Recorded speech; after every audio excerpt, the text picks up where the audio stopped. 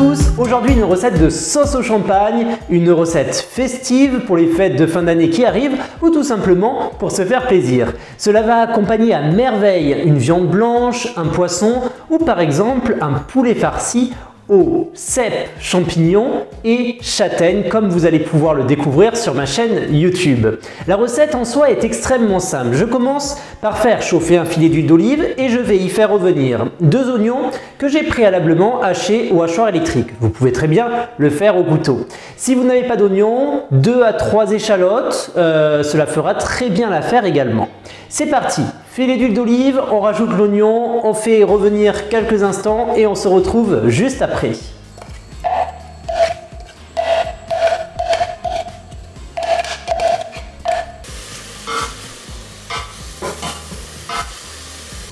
Une fois que l'oignon commence à bien revenir sur feu moyen, vous baissez votre plaque ou le feu sur feu doux et vous continuez encore 3-4 minutes pour le faire fondre.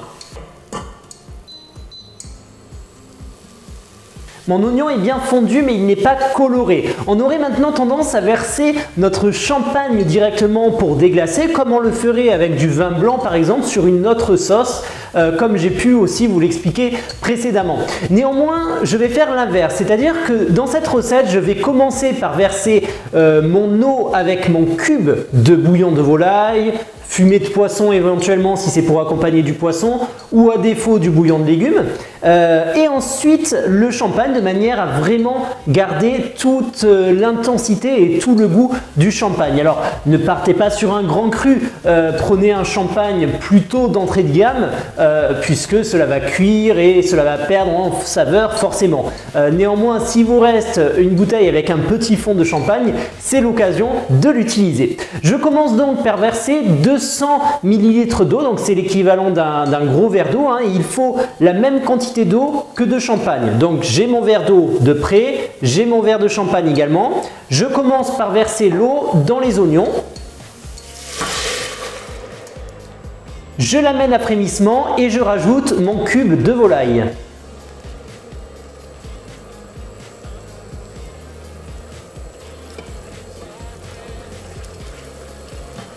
Je baisse le feu sur feu moyen et je rajoute mes 200 ml de champagne.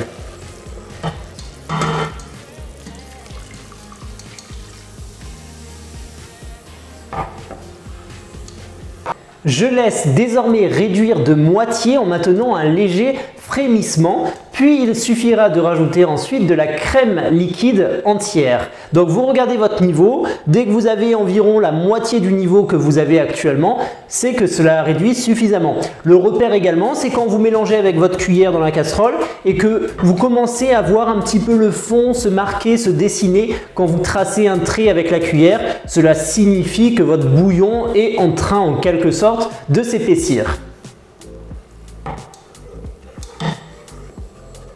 Dernière précision, pour que l'ensemble réduise, il faut forcément qu'il y ait une petite ébullition, donc un petit frémissement. Si vous restez sur feu doux, votre bouillon ne réduira pas.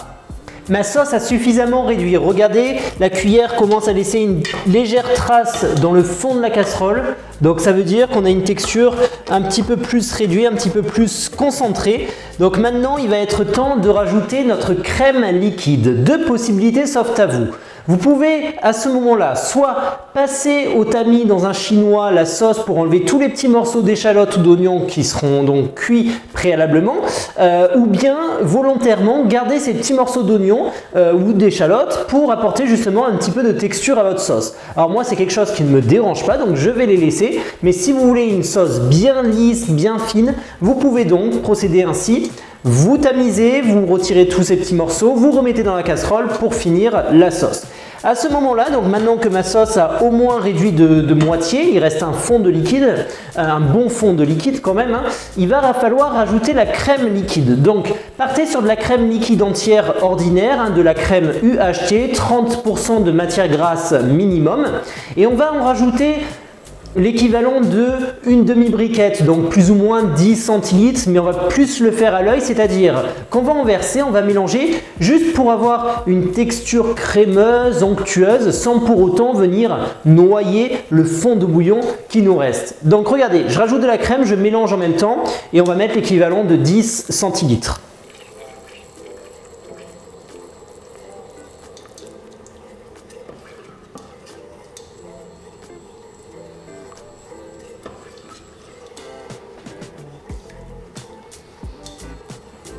Voilà, ne soyez pas trop généreux.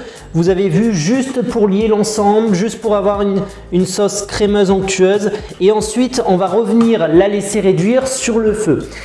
On va directement l'assaisonner, donc fleur de sel, une pincée de piment, moi j'aime bien pour relever mais on peut s'en passer, sinon tout simplement du poivre. Donc moi je vais mettre un petit peu de fleur de sel et de piment et si nécessaire rehausser encore un petit peu avec du poivre.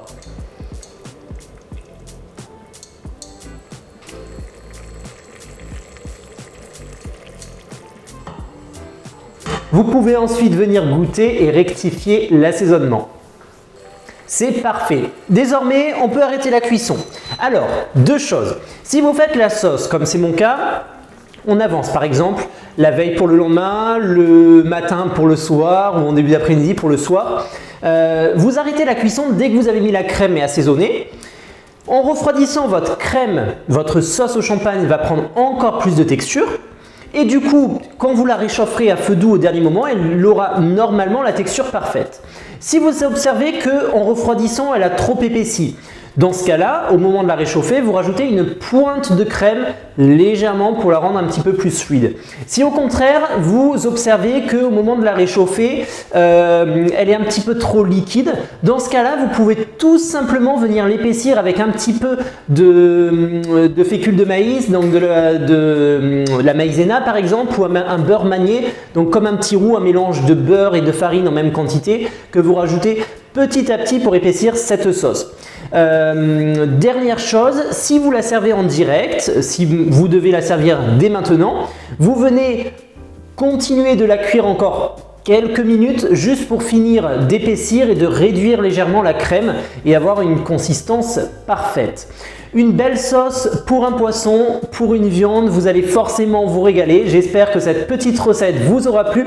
N'hésitez pas à vous abonner si ce n'est pas encore fait et je vous remercie pour votre écoute et fidélité. Merci et au revoir.